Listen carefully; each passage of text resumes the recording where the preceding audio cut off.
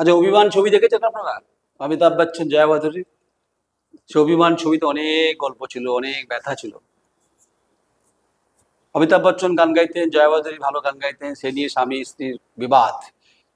এখানে অভিমানটা একটু আলাদা। বসন্তকাল চলছে, অভিমান হওয়ায়, অভিমানে মানে প্রেমও হয়। কিন্তু তৃণমূল কংগ্রেসের অন্দরে অভিমান ছবির রিপিট টেলিকাস্ট দেখতে হবে, এটা আমি ভাবি না অন্তত। আমার সঙ্গে হচ্ছে গৌরীশঙ্কর ভট্টাচার্য, পূর্ব বর্ধমান জেলা তৃণমূল কংগ্রেসের সহসভাপতি। অভিমানটা কেন? ঠিক অভিমান বললে ভুল হবে। মোটামুটি একটা পার্টি নির্দেশ মেনে বা পার্টির যে একনিষ্ঠ কর্মী, তাতে কোনো সন্দেহ নেই এই পার্টিটাকে আমি জন্মলগ্ন থেকেই আমরা আছি এবং রাজনীতির সাথে 50 বছরের উপর জড়িত আছি। ছাত্র রাজনীতি থেকে উঠে আসা আমরা ছেলে। বিবেকানন্দ কলেজে আমার নেতৃত্বেই আমি 83 সাল পর্যন্ত, 77-83 সাল পর্যন্ত ছাত্র পরিষদের পতাকা তুলে ধরেছিলাম এবং সংসদে আমরা ফিরিয়ে এনেছিলাম। দুবার আমি নির্বাচনে জয়লাভ করেছি। সেই সূত্র থেকে বর্ধমান জেলার রাজনীতির সাথে আমার একটা অঙ্গাঙ্গিভাবে জড়িত হয়ে পড়েছি। জাতীয়তাবাদী রাজনীতি এবং বামেদের বিরুদ্ধে আন্দোলন করেছেন আপনি সেই সময়কার জাতীয়তাবাদী রাজনীতির সাথে আমার জড়িত। আমার বাবাও এই জাতীয়তাবাদী রাজনীতিটাই করতেন। আমার বাবা 84 সালে মারা গেছেন। তা একদম নারীর সাথে যুক্ত আছি আমরা।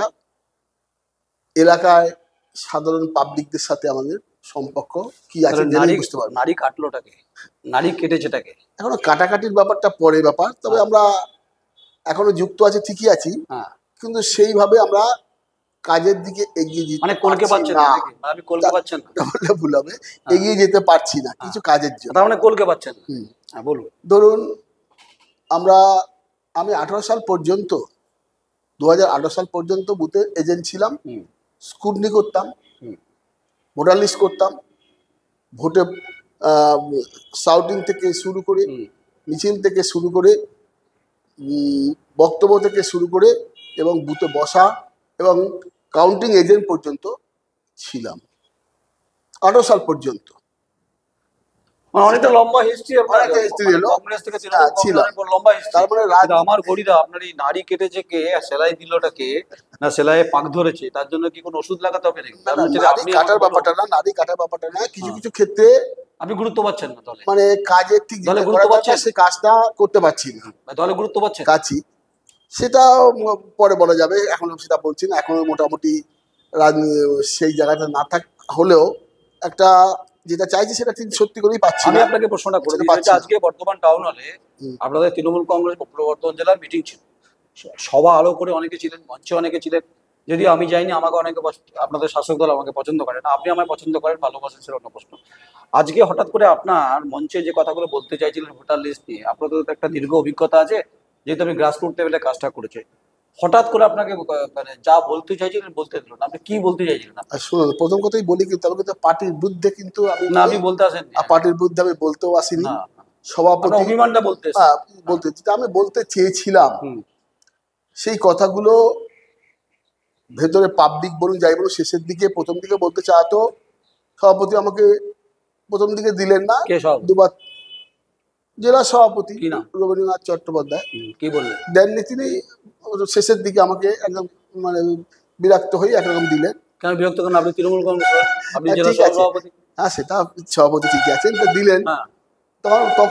তখন সবার বক্তব্য প্রায় হয়ে গেছে, দর্শকরাও বাড়ি যাওয়ার জন্য প্রস্তুত, কারো কথা শুনতে চাইছে না। তা আমি বক্তব্য বলতে শুরু করলাম, কারণ আমার ভোটার লিস্ট সম্বন্ধে একটা অভিজ্ঞতা দীর্ঘদিনের আছে এবং এই সভাপতি আমাদের রবীন্দ্রনাথ চট্টোপাধ্যায়, উনি এর আগে দুটো ভোটার লিস্ট নিয়ে মিটিং ডেকেছিলেন।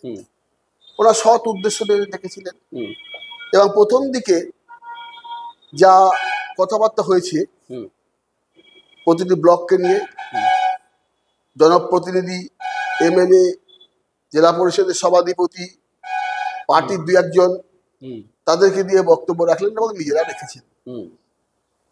তার মানে সেই যে কথা বললেন ধর্মের নন্দন, সেই কথাই বললেন শতপুত্রগণ।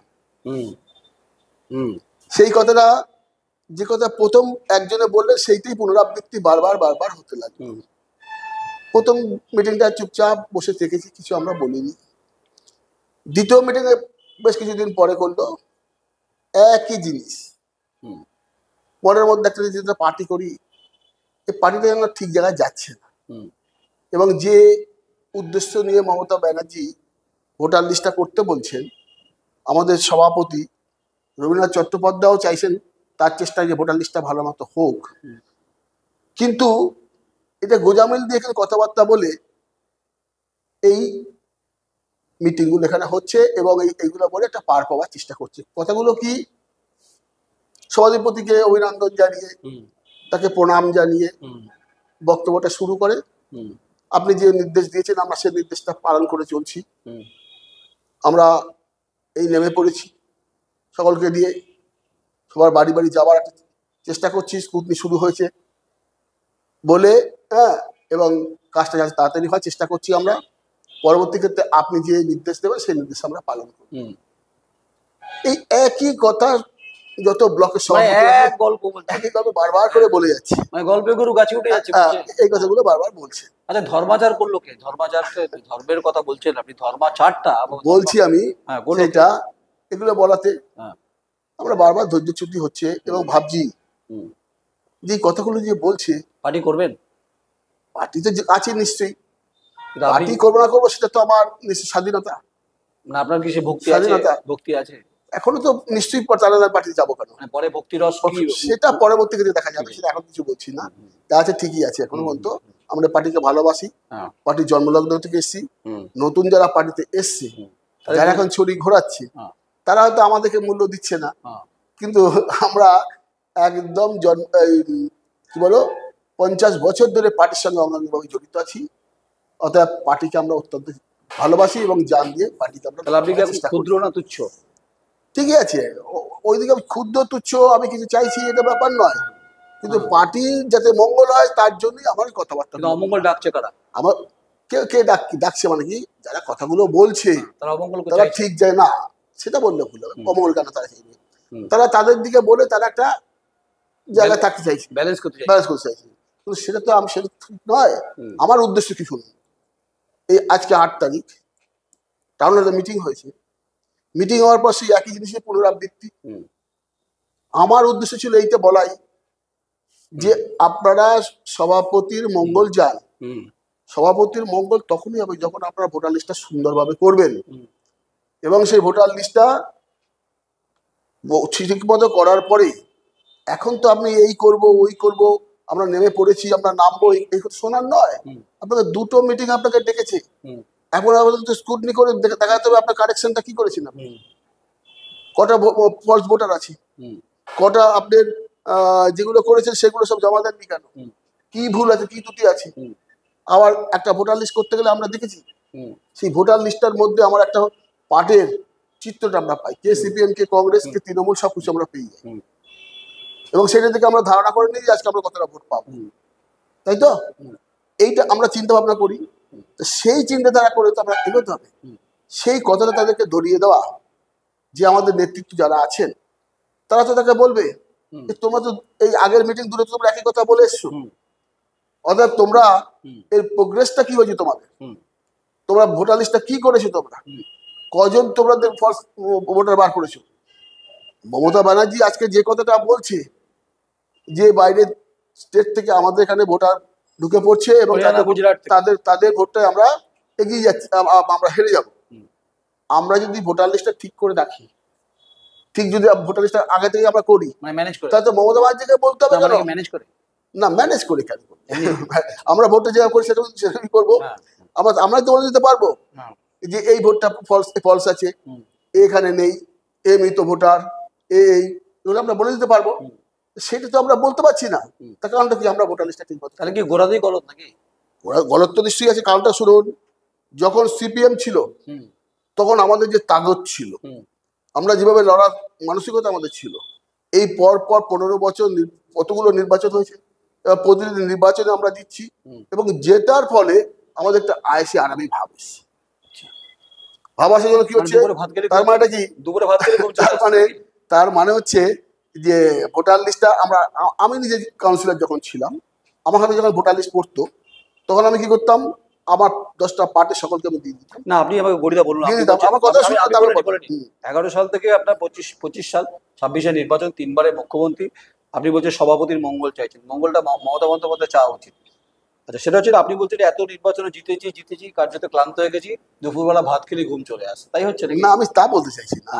ক্লান্ত বলতে কি, হয়তো আইসি আরামে একটা ভাব আসে বারবার জিততে জিততে, তখন দেখবেন সেখানটা তো একটু আমার ইজি হয়ে যায়, জিতবই, এখন চিন্তা যে গোল দিল, এরকম একটা ভাব আছে, গোল দিল। একটা ভাব আছে। হ্যাঁ। সেইটা ভাবার জন্য আমি নিজের থেকে দেখেছি, প্রথম 2 বছর আমরা যে স্কুটনি করেছি, যে ভোটার লিস্টটা করেছি, তারপরে গুলো আমি যখন দিচ্ছি, তখন তার কাছে যখন নিয়ে যাচ্ছি, তখন থেকে সে বাড়িতে বসে টিট মার্ক দিচ্ছে, কিন্তু কে মৃত কি কি সবগুলো ঠিক মতো করতে পারছে না।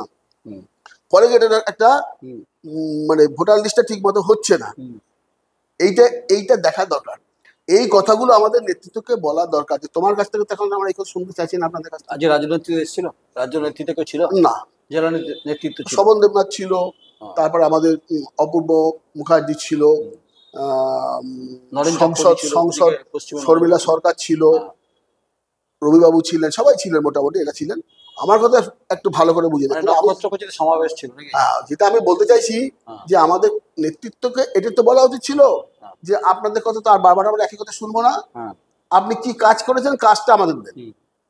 কতগুলো ফলস ভোট হয়েছে, কতগুলো মৃত ভোট, কতগুলো কি, সেইগুলোকে আপনি আমাদের দিন, সেগুলোকে আমরা ঠিক করবো, সেগুলোকে আমরা বাদ দেবো বা কি করা করবো।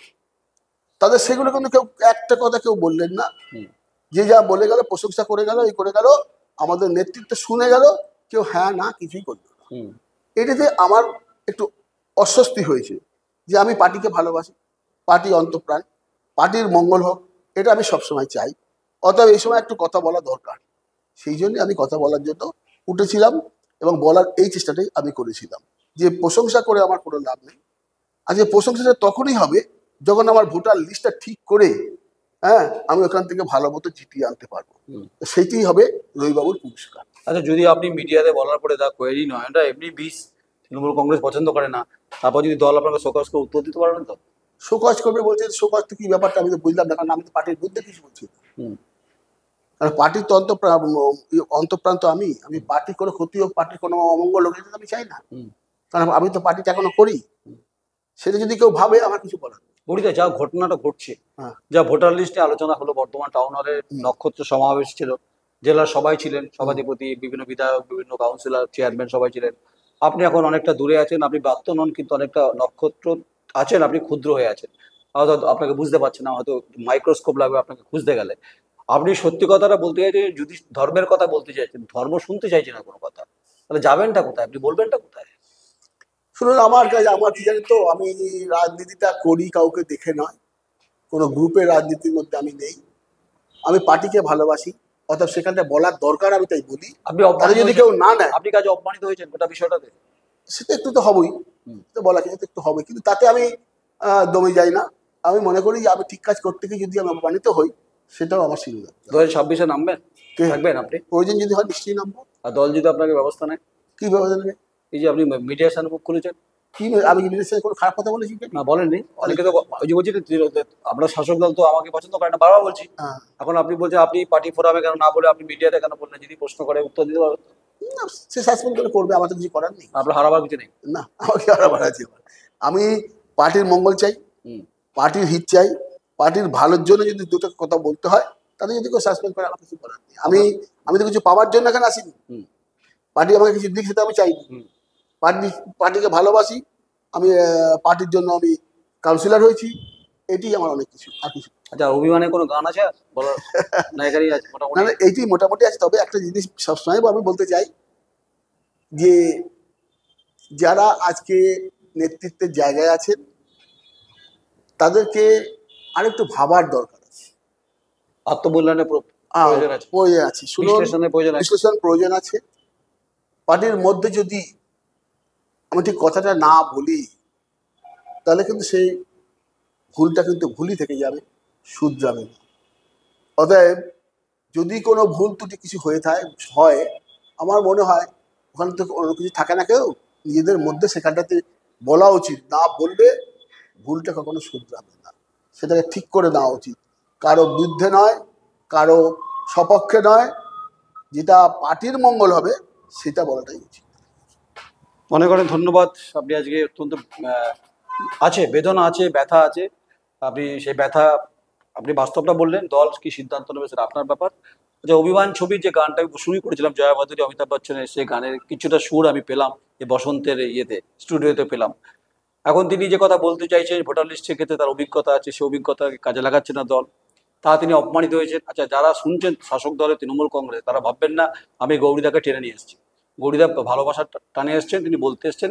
আর গণতন্ত্রে ভোট পিলারের ভূমিকা আমার খুব, যেটা আমি করি সেটা নর্মাল ব্যাপার। তিনি মঙ্গল চান মমতা বন্দ্যোপাধ্যায়, তিনি মঙ্গল চান অভিষেক বন্দ্যোপাধ্যায়, তিনি মঙ্গল চান রাজ্যে, তিনি কোনো নেতার বর্তমান শহরের নেতার কোনো মঙ্গল চাইছেন না, তাই তাকে দেখে রাজনীতিটা করেছেন।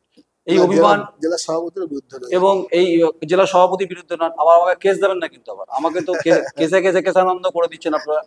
আপনাদের তৃণমূল কংগ্রেসকে বলছি যে আপনাদের যদি কারো ব্যথা থাকে, বেদনা থাকে, হৃদয়ে যদি নাম লেখাতে হয় আমার কাছে চলে আসবেন, আমি আপনাদের জন্য দরজা খুলে রেখেছি। আপনারা যা ইচ্ছা মানে গণতান্ত্রিকভাবে যা বলার বলবেন, তবে গৌরীদার ব্যথাটা একটু বোঝার চেষ্টা করুন। দল হিসাবে যারা তৃণমূল কংগ্রেস করেন তারাই বলবেন, আমি তো বলতে পারবো না। সঙ্গে থাকুন, দেখতে থাকুন। নমস্কার, আমি নয়ন রায়।